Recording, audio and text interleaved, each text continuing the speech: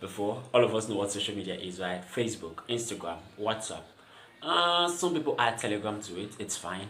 Um, it may not be very great to add LinkedIn to it, although I like to classify all of those things as social media. All right. How do you make money from those platforms? Have you ever made money from those platforms? How did you do it? Think for a moment about that question. If you are having difficulty making money from social media, what is the challenge?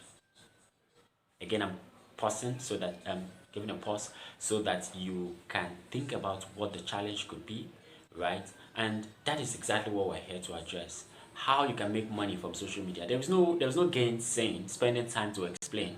There are people who are cashing out on a daily from social media. It's simply stating the obvious, right? Many people live their life off social media. They make practically all their fortune, all their money from social media platforms. And we see some of these people. Some of these people share screenshots with us and we're like, wow. Some of these people tell us sold out and we're like, you don't even have a shop, right? You don't even have a physical shop. Some of these people, they practically make all of this money on their bed. How do they do it? I don't want us to stress so much about what other people are doing. We're more concerned about what we can do to make money on social media.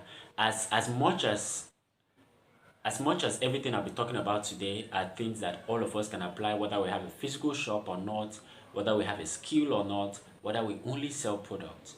I would like to focus on business owners. By business owners, I mean not just people who sell a skill. Like it's easier for those people to make money. Okay, let's put it that way, right? People who are service providers, digital service providers.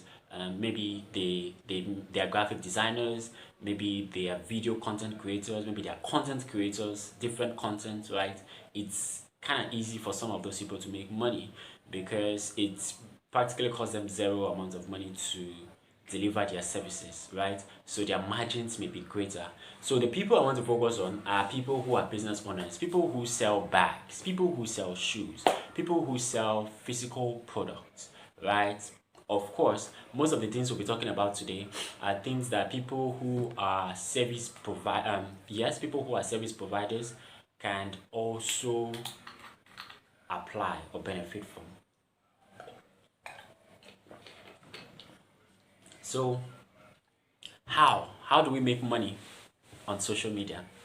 First off, if you have ever advertised your business using digital means, if you have ever advertised your business using Facebook sponsored ads, let's go straight to Facebook sponsored ads. You may notice something, right? So what you notice is, first off, from when you advertise your business, from when you're about to set up your ad, Facebook tells you that 2,000 people have the potential to see this ad. We're trying to be modest with our numbers, right? Let's not exaggerate these numbers. So 2,000 people have the potential to see this ad. So you put it, run this ad for 4 days, run it with this budget of 2,500 naira every day, $5 per day, right? Run it for 4 days, that's 10,000 naira, and you wait for results. So 2,000 people see the ad, right? Okay, now 2,000 people see your ad. You get 250, you get 125 likes, right? Let's keep the numbers modest. You get 125 likes, you get about 33 comments, right? And then you get maybe 44 messages in your DM. You get 44 messages in your DM where we're assuming that you're running a message conversion ad. I am trying to be very practical, very careful with my use of certain jargons or phrases. But if you have difficulty understanding some of these things, you can always send a DM, right? I don't understand what you mean by message conversion ad. First off, Facebook allows you to run an ad with about 11 objectives, 11 in total. Most people will say 7. Most people who say 7 are people who use the Facebook Ads Manager, right? If you're using a business suite, you have the opportunity to choose from as much as 11 objectives. So when I'm running my ad, I can say I want only website visits, right? So Facebook, you can do whatever you want to do with every other thing. But what I'm particularly interested in is for people to visit my website. That's an objective. You can run an ad and say, I want only engagement, right? So this is an awareness campaign. Awareness campaign means I'm coming out to the market new, and of as much as I want to make money from the product, I want people to know about my product first. Now that's what that's what wise people do, right? People who are very shrewd, that's what they do. They are not in a hurry to ask their target market for their money. They are not in a hurry to ask their target market for their money. As much as they want this money because they're in business to make money, the goal of every business is profit, right? They are not in a hurry. So they say, hey guys, so I'm happy to let you know that we're about to launch, right? Now they run an engagement campaign and many people see the ad. The second and third time you run your ad to that same category of people, there is a higher chance of conversion. But what we're talking about is, for instance, the instance I was trying to draw about a message conversion ad. That's one of the 11 different objectives you can get from running a Facebook or Instagram ad, right? And from the 11 objectives, we're choosing message conversion. So we said 2,000 people have the potential, according to Facebook, to see your ad. 125 people have liked your post, right? They've liked that sponsored ad. We've gotten about 33, let's assume 33 message conversions in our DM. From the 33, we are very good customer service people, right? So we are nice with our customer service. Some of these people trust us, we build trust, they like our product, they order for our product. About 21 order for the product. Now notice what happens. 2,000 potential reach is the word, right? 125 comments, 33 DMs, 21 sales. You just made money. The truth of the matter is, depending on your margins, how much profit you make from each of those products, depending on what you sell, depending on what your budget was, you can make a lot of money from those 21 people, right? And when we do that, we stop. Believe me, I've seen this happen so many times. When we do that, we stop.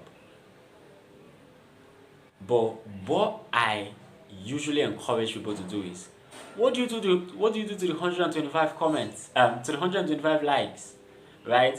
What can you do about the 125 likes? Because you only have like 3 GMs. So what happens to the other 80 or thereabouts people who liked your post, who engaged in your post? What can you do about them? That's on the one hand. On the other hand, what do you do to the other 12 people who did not buy immediately, right? What can you do about the other 12 people who did not buy immediately? Everything I'm talking about is what they call a sales funnel. Everything I've been talking about is what they call a sales funnel. Sales funnel is usually, it's like a funnel, right? So it has maybe 1,000 people at the top of the funnel, then 300, then 200, then 10, right? What do you do to those other people? The truth of the matter is, depending on who your social media manager is, depending on who is running your ads, depending on how skilled you are, assuming you're running your own ad, you can actually find those other people and resell to them. You can call it retargeting. That's big English. I don't want to use lots of big English in this webinar, right? But if you are able to find those other people who liked your post but did not make a sale, but did not buy immediately, or the other people who sent a DM and asked 1 or 2 questions, and you have their details, you can resell to these people. The truth of the matter is, these people who are scientists and psychologists, right, they tell us that it takes about 7 to 9 touch points before the average person makes a decision to buy a product. Touch point simply means, if I see this bottle of water today, right, I may not likely buy it immediately. Simple phrase for explaining that is that some humans are not impulsive spenders, right? I don't talk about some people who just see a bag and like it and buy immediately. Yeah, there are some people like that, but the average person is not an impulsive spender. So he sees something, he likes it, and he realizes that it's going to cost him his money. He keeps his money back and then he moves. But if he sees it the 3rd, the 4th, the 5th, the 7th time, there is a higher chance that he will make a purchase. That's what people say. And that's why you always see some of these big brands advertising and shoving things down your throats and rubbing it in your faces, so that you can finally make a decision to buy. You can finally make a buying decision. So what you could do to all those many other people is to retarget them and to resell to them. When I was preparing for this webinar, I made a promise to myself that I will try to narrow down on the technicalities, right? I'll try not to talk a lot about the technicalities. If you want the technicalities, you can always ask. You can always ask. I want to learn how to run Facebook sponsored ads. We'll look at the science, we'll look at the tech, we'll look at the art together, right? But what we're talking about a lot in this program is the science behind all these things, the science of sales and the science of making money on social media. We can talk about the tech anytime. I'm saying anytime because I'm always within reach, right? So what you can do if you have ever advertised to people and this number of people bought is to go back and advertise to the other people. With the technology of Facebook, you can retarget those exact people who made certain decisions but did not exactly buy, and you can say, oh, I feel heartbroken. They did not buy my product the last time. What can we do about it? Was the price too much? Was it something? Did you have any questions or concerns? Let's see how we can address that. That will help you to increase your sales on social media. Alright, that will help you to increase your sales on social media. If you're just starting out building a brand, I have something that can help. If you're just starting out building a brand, I have something that can help you to increase your sales. This is something I talk about from time to time for some people who are really interested in making consistent sales. It's not enough to run a campaign today, make this amount of money, and go back to catch cruise, right, and have fun. What happens after the resources are depleted, right? What happens to your other goods? So it's not enough to win once. It's important that you win all the time. It's not enough to win once. It's important that you win all the time. And how can you do that? It is by applying something that most people refer to as the science of persuasion. The science of persuasion is big English for explaining how you can attract people to your brand, right? Using attraction marketing. Attraction marketing is a phrase that says instead of always going to people, create a system that attracts them to you. The truth of the matter is, if you are a business owner, what you are looking for is also looking for you. That's the truth, right? So I don't know if I should use the instance of the bottle of water again, but if you sell water, you're looking for customers who want to buy a bottle of water, right? The truth of the matter is there are many people who are also looking for bottle of water. So that's why they say what you're looking for is looking for you. The challenge, however, is how do both of you meet? How do you create a system that makes it possible for both of you to meet? Something that will help you is called the science of persuasion. The science of persuasion is about 6 principles. We'll run through them shortly, right? So we don't take a lot of time here. The very first one is reciprocity. Reciprocity is from the word reciprocal, right? So reciprocity means do good things for people so much that they feel indebted to you and they feel like they owe you, and then they feel obligated to want to reciprocate the same kindness and love to you. There is a way, sorry, I can't remember his name now. It's one philosopher. He says you can get everything you want in this life if you help enough other people get what they want. You can get everything you want in this life if you help enough other people get what they want. I like to put it this way. I usually say humans are selfish, right? So you be selfless. So if you're saying people are naturally selfish, people always say they don't care about your product, they care about the problem it solves. They don't care about you, they don't care about your brand. What they're interested in is how they can solve their problem. That is true, right? So if that is true, then you should be the selfless person. You should be the person saying, yes, I realize you have this problem. I'm happy to help.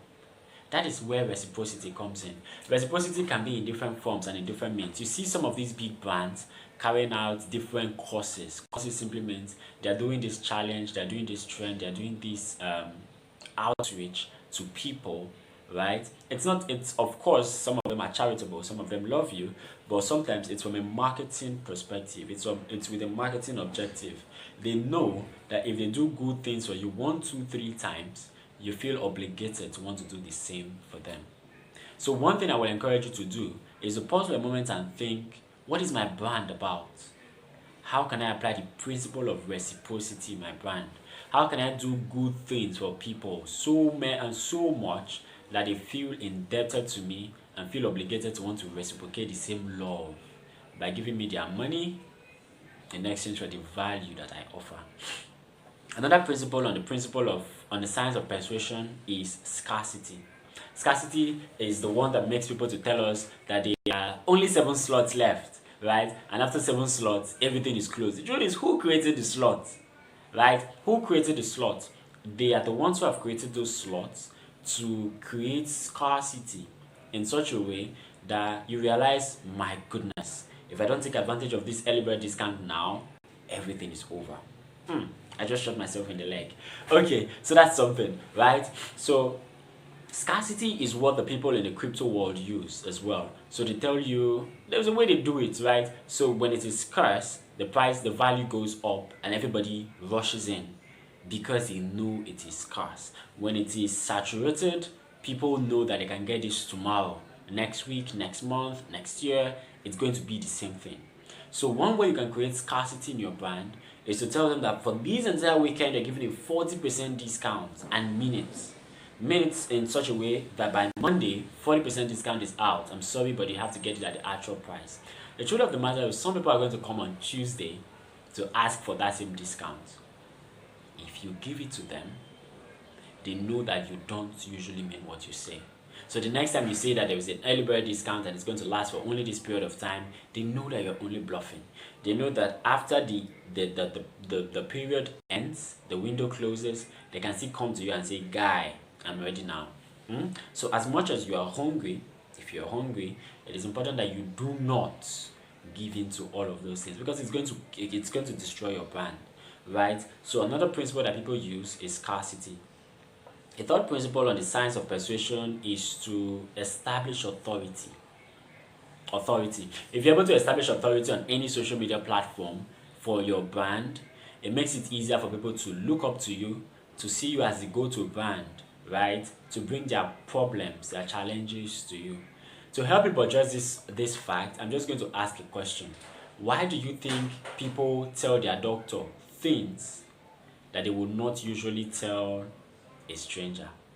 Why do people tell their doctors things that they would not usually tell a stranger? The reason is because they have seen that doctor as an authority. They realize that the doctor is trustworthy, right? He has the ability, he has the capacity to solve their problems. So if you're able to establish an authority in your niche, people will see you as the go-to brand that can solve their problems. So when two people are having a conversation and saying, one of them says, I'm having problem solving this, the other person is saying, have you asked this brand? Have you gone to this brand? Have you used this product? It is because they see it as the authority, the one that they can trust to solve that problem. So if you succeed in establishing your brand as an authority, it helps you to make money off of social media. What is another thing? Consistency. What helps many people to blow on social media is consistency. Most people don't usually see all those years of hard work, right? I see some of these people that people refer to as overnight success. It's only 21 and he's already doing a lot of things. It's only 23 and he's already doing this. Where did he come out from? The truth of the matter is he has been there for a while, consistently giving value, consistently being in the faces of his target market until eventually all of these things adds up like some sort of avalanche effect and he blows, right? He blows. So most of those things that we assume to be overnight successes are not. They are the product of consistent efforts and sacrifices. It is important that you are consistent with your brand. It is important that you are consistently giving value. I understand that some people follow trends, right? And so today they may be selling this, and tomorrow they are selling that, and the third day they are selling those. It's not much of a problem, right? But as much as possible, it helps to be known for one thing. If I call Ronaldo, for instance, I don't think you'll be thinking about a barber shop, right? You'll be thinking about, you know what you're thinking about. If I call another person, right, you can associate that person with a brand. Most people call me Avdog, right? They refer to me as, some people call it Avedog. I don't know where they got that from, but it's all good, right? But it's because of the ability to be known for one thing, to consistently be in the faces of people with one product, with one value, with one solution. Once you do that, people can associate you with that brand. They can associate the problem with that brand. They can associate the solution with that brand. It helps you to make money off of social media. Another thing that helps is to create avenues that help you to be liked. People call it the KLT factor: know, like, and trust. People do businesses with people. Humans do businesses with humans. They do not exactly do businesses with brands. So if you're able to create a personality that is likable, if your customer service is great, if your customer service is excellent, it helps you to be able to collect money from people in exchange for the value that you offer. And then the last one we're going to be talking about under the science of persuasion is consensus. Consensus is the one I refer to as social proof. Consensus is the one I refer to as social proof. Social proof simply means, in pidgin, na drum we don't fool them, they feel. Right? It happens to me all the time. So if for some reason I have to fill two drums, right? One is half full, the other is empty. It is human nature. It is human nature that I'm going to be inclined to fill the one that is half full first, and then put whatever is left on the new one. Does it happen to you? If it doesn't happen to you, then you're one of the very few anomalies in the world, which is also great, right? But the truth is, people like to give money to the people that don't exactly need their money. So banks are going to give you money if you can convince them that you don't need it. If you're going to be using the "I've not eaten for 4 days, please patronize me, I don't want to pack to the village," it works for your family and friends because they're buying out of sympathy. But many people don't buy out of sympathy, right? They don't buy out of sympathy. They buy because they see value in what you offer. So if you're able to build social proof, many people are talking about your product at the same time. This person is saying your product was nice. The other person is saying this is just great. The other person is saying I wish I saw you earlier. All those social proof, when other people hear it, it helps them to trust your brand and to buy from you. Now notice what I just said. When other people hear it, it helps them to trust your brand and to buy from you. So how do they hear it? Many people come to your DM every day to say, wow, that cream worked. That pot enlargement product worked. This product worked. Thank you so much for this. The price was just awesome, right? All those nice reviews, don't keep them in your WhatsApp chat. It's not going to help. What is going to help is to share those things so that the world can see. If you share testimonials from time to time, it helps people to see that your brand is actually genuine. It helps people to see what other people are saying about the brand, and they are inclined, they are motivated to want to buy. The truth of the matter is that's what Ponzi schemes use to blow, right? So Ponzi schemes know that if they come to you, they directly, without any evidence, you will be apprehensive, right? You may doubt them. So what they do is they ask many people to leave reviews, many people who have used them, many people who have cashed out, in quotes, right? And when you begin to see all those people saying, I've cashed out, I don't get a lot, God win, right? It helps you to trust the brand and to give them your money. You could do the same thing. So on the one hand, you could encourage these people to share their reviews on your page, on your Facebook page. All those nice reviews are left in my DM. I don't want to be the only person to see it. Can you please share it on my timeline, right? Can you please post it on your page and tag me? All of those things are ways of building social proof. All of those things are means, by means of which you can create a consensus around your brand. So when other people see what other people are saying about your brand, it helps them to trust you and to do business with you. And so we've established the principle of the science of persuasion. All right? All these principles are things that can help us to be able to build the know, the like, the trust factor, the KLT factor. These things can help us to get people to give us their money in exchange for the value that we offer. value that we offer. So these things are not things I expect you to apply to rip people off, because it's only a matter of time. You can fool people once, but that's the end, right? So if you succeed in making sales once, but you do not get returning customers, right?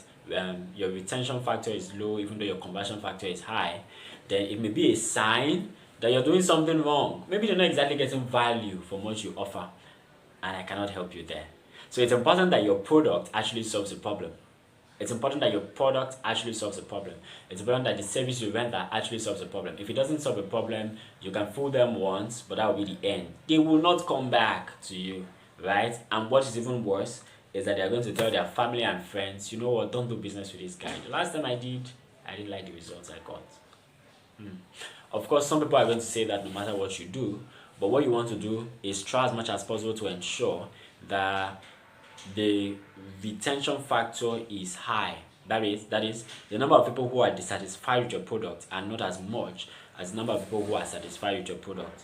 Of course, you want to continue to improve the quality of your product or service so that that factor continues to increase. One thing that helps us make money on social media is a phenomenon called permissionless leverage.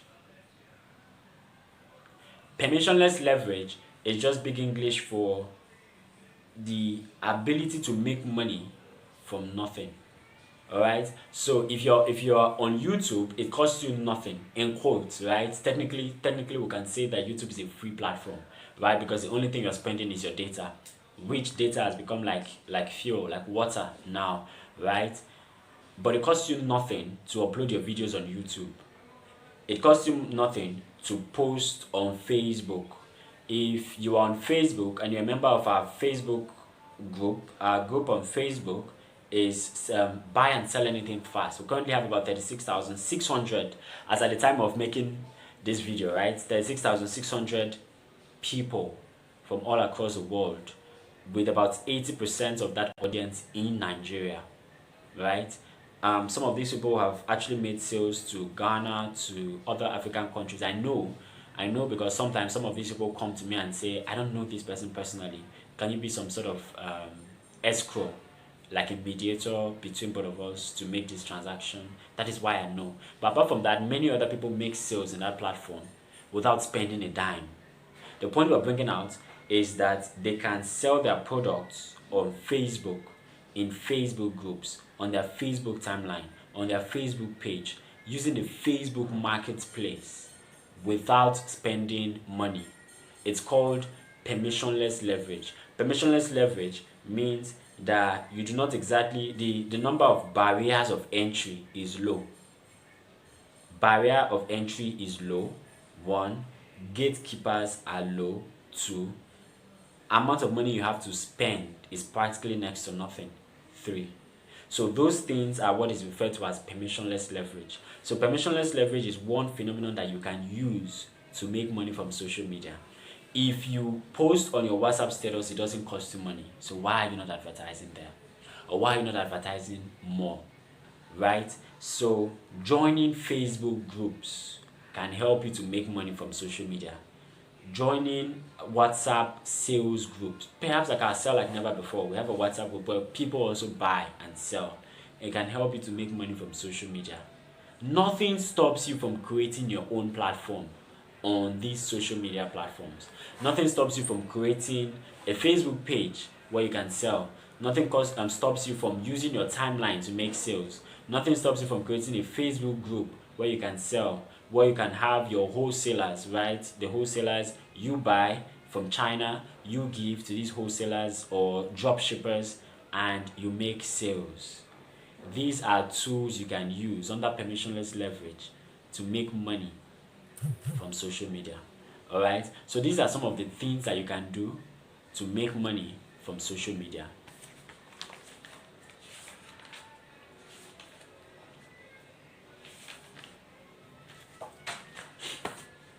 And so now that we're talking about permissionless leverage, I think it's important at this point that I mentioned that there are about 3 types of platforms.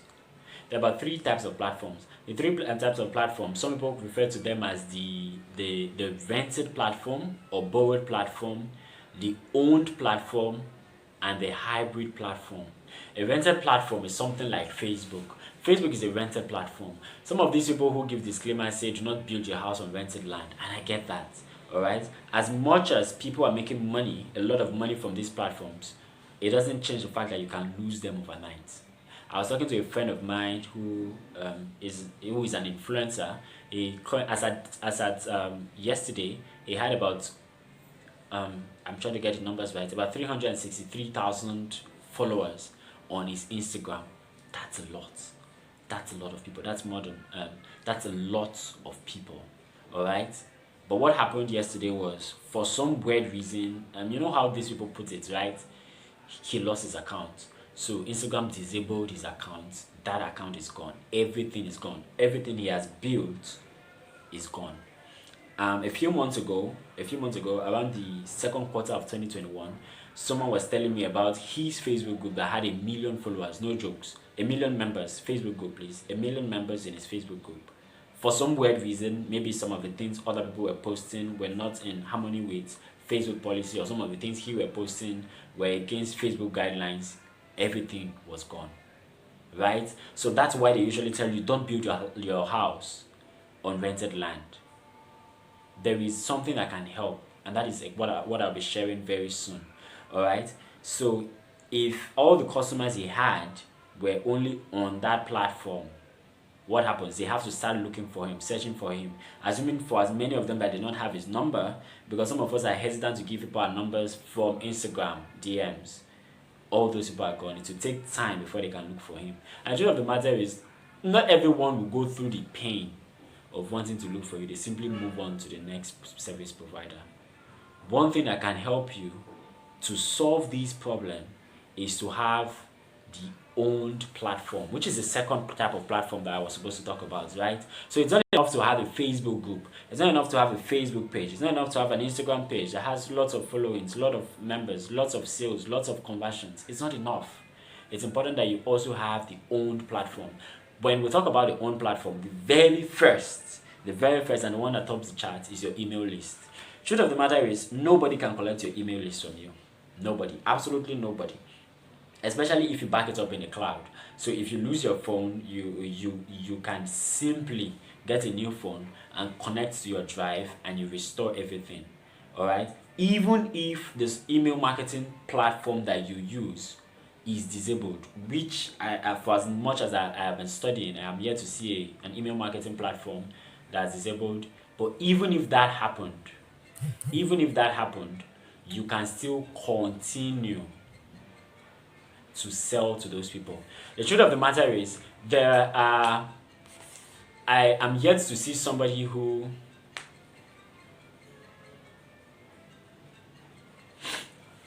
you can still continue to make sales to these people. And that is why we encourage you, in addition to having your rented platform like Facebook, Instagram, it is important that you also have an owned platform, your email list. If you need help setting up your email list, I can walk you through the entire process so that you can succeed in getting the emails of as many of your customers as possible. How can you do that? Before I talk about the hybrid platform, I'd simply spend some time here to talk about how you can get the emails of as many of your customers as possible. Truth of the matter is, people are busy. And so sometimes giving you 5 seconds of their time, 35 seconds of their time, so that they can give you their emails, is going to be a bit cumbersome for them. What you can do is what is referred to as a lead magnet. Remember earlier we spoke about attraction marketing, how you can establish your brand in such a way that it attracts people to you. Something that is also related to that concept is lead magnet. So if you tell people, hey guys, I need your email, only 2 people will answer you. However, if you give a freebie that they can only enjoy by giving you their emails, they are motivated to want to sign up for that freebie. And in that the consequences, the implication is you have their emails by virtue of the fact that they have signed up for that freebie. So something that can help is to create a lead magnet that attracts the desired people to you, and they give you their emails. I'm saying the desired people because what a lead magnet does is two things. The lead magnet attracts people to you. Second, it attracts only qualified leads. I'm talking about an ideal lead magnet. So if, for instance, I produce baby food, I can create a lead magnet that attracts newly married people, that attracts people who just gave birth recently, that attract nursing mothers. I can also decide to send and create a lead magnet that attracts the husbands of these people. An ideal lead magnet for baby food will not attract 20-year-olds, 18-year-olds. No, it wouldn't. An ideal lead magnet for baby food may not even attract 65-year-olds, because we know that as much as there are anomalies, there are some people who are in this category but have given birth, right, or have just given birth. It is more typical for people who are, say, 23 to 30, women to be new mothers, right? So a lead magnet, an ideal lead magnet, will attract only the qualified leads, and that's something that you want to do well to bear in mind. All right. So if you create a lead magnet, you can push it out to this category of people. So if you create a lead magnet that attracts this kind of people, it will also repel the other people. So when I see that kind of ad, I may not click it. What do I need baby food for? Do you understand? But the people who are attracted, who are interested, will definitely click. And by virtue of that, you have their emails and you can follow. This is what is referred to as permission-based digital marketing.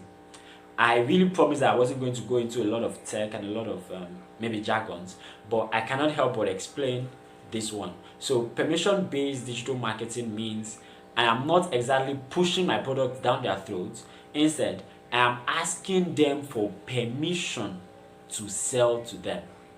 Permission-based digital marketing means I am asking them for permission to sell to them. So this is something that helps, right? So this is something that helps you in creating your own platform. So you carry your audience first, you carry your existing audience who are on your Facebook group, who are on your Facebook page, who are on your Instagram, and you give them this lead magnet so that you can have their emails. This helps you to carry out permission-based digital marketing. This helps you to have an owned platform, killing two birds with one stone. And whatever happens tomorrow, if what happened recently, that Facebook shut down for about 3 to 4 hours, happens again, you can continue to sell to these people until some of these social media platforms are restored. So in making money from social media, it's important that you have a redundancy system. It's important that you have a backup plan. In case social media fails, I will simply go to email. But what happens? What stops you from actually selling to people via emails? What the advantage of selling with email marketing is the fact that it is not so common, right? There's a reason I'm saying it's not so common in this part of the world to use emails to sell. So what that does for you is it helps your brand to stand out. So when people receive email notifications about your brand, it is separate from the countless 900 other messages they are seeing somewhere. It's kind of separate from the other plenty stuff they are seeing in their social media feed. It stands out. It establishes you as a major brand. It helps your message to stand out from the noise, right? So apart from this rented platform, apart from the owned platform, another one is the hybrid platform. A hybrid platform is the synergy that happens between your rented platform and your own platform. So it is very possible to harmonize, to unify your social media to your email list. Very, very possible. But I promised that I wasn't going to go a lot into the technicalities. I was only going to explain the science, the art, so that you can understand these concepts, so that you can appreciate these concepts, and of course, we can work together anytime. You can say, Felix, so you mentioned something about lead magnets. I want to create a lead magnet to my brand. I'm not sure how to go about it. I promise you, I'll be willing to help. Right? You can say, Felix, I want to use attraction marketing to get more customers. How do I go about it? I can help you to do it yourself. I can also help you to do it, right? This is something that can help all of us who are business owners. How do you make money from social media? It is by giving value. Give people value in exchange for their money. Don't be too quick to ask people for their money. If you're a copywriter, don't be manipulative with your copies. People are not as dull. They are not as dull as you may have imagined. People are smart. And so if they realize that you're trying to rip them off, they will not listen to you next time. So how you can make money from social media is by giving value in exchange for their money. It is by not being quick to ask for their money. Now, when I talk about giving value, when I talk about not being quick to ask people for their money, I actually use one phrase: use education-based digital marketing. The truth of the matter is that in this digital era, people will buy from people who educate them. One, people will buy from people who give them value first before they ask them for their money. Two, now that you know this, try to see how you can give value. So if you sell phones, you want to explain certain features of that phone from time to time in your space, on your timeline. If you sell a product, right, you want to continue to educate them on the benefits of that product. You want to continue to educate them on concepts that even they can try on themselves without necessarily having to buy your product. If you use education-based digital marketing, you will make more sales than somebody who is using direct response marketing. You will make more sales than somebody who is saying he has not eaten for 4 days and wants you to patronize him so he doesn't go to his village. You will make more money if you use education-based digital marketing. When you use education-based digital marketing, it establishes you as an authority in your niche. They say, wow, this person knows so much. I can trust him with my money. Do you understand? So these are some of the things that I thought we should know about making money on social media. If you have questions, if you have concerns, I promise I'm going to address as many of them as possible if you put them in my faces, right? So you can leave a comment about it, you can send me a DM anywhere, and I'll be willing to answer all of those your questions. So until we meet again, I'm Felix Opute.